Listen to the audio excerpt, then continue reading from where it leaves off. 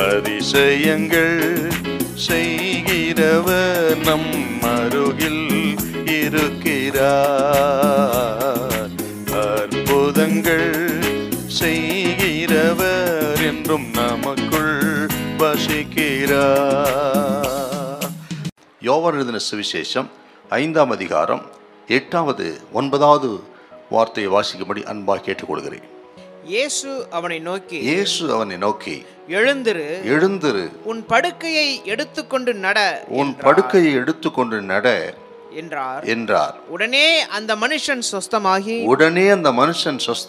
தன் படுக்கையை எடுத்துக்கொண்டு நடந்து போனான். அந்த நாள் ஓய்வு நாளாய் இருந்தது.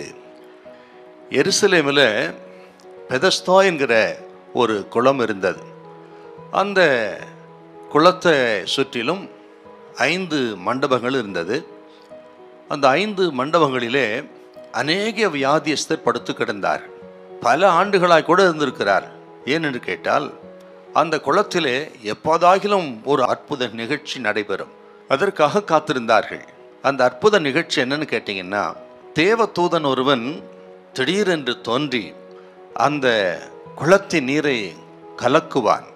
அப்பொழுது முதலாவது அந்த குளத்தின் நீரில் இறங்குகிற எப்பேற்பட்ட வியாதிஸ்தனாக இருந்தாலும் அவன் அப்பொழுதே சொஸ்தமாவான்.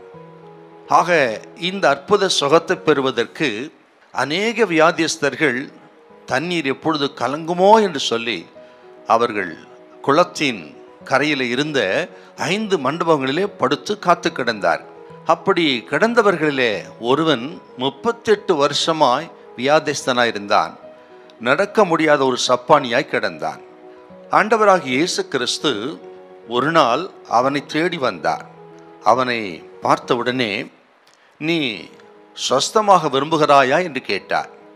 அவனோ தன்னுடைய கடந்த கால கசப்பான அனுபவத்தை ஆண்டவரிடத்தில் பகிர்ந்து கொள்கிறான்.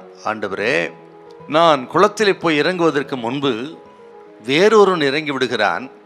நான் குளத்திலே போய் இறங்குவதற்கு எனக்கு பலனும் இல்லை என்று தன் கடந்த கால கசப்பான அனுபவத்தை அவன் இங்கே பகிர்ந்து கொள்கிறான்.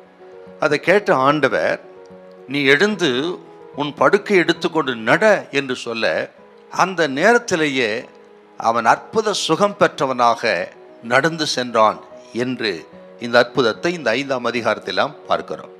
அவன் கசப்பை கர்த்தர் மதுரமாய் மாற்றினார். பாருங்கள், இன்றைக்கு இந்த சத்தத்தை கேட்கிற அருமையான கர்த்தருடைய பிள்ளைகளே, நீங்கள் யாராயிருந்தாலும் சரி, இயேசு அறிந்தவர்களோ அறியாதவர்களோ, இன்றைக்கு கர்த்தர் சொல்கிறார் உங்களை பார்த்து, கடந்த கால கசப்பான உங்கள் அனுபவத்தை ஆண்டவர் மாற்றி மதுரமாய் இனிமையாய் மாற்ற வல்லவராயிருக்கிறார்.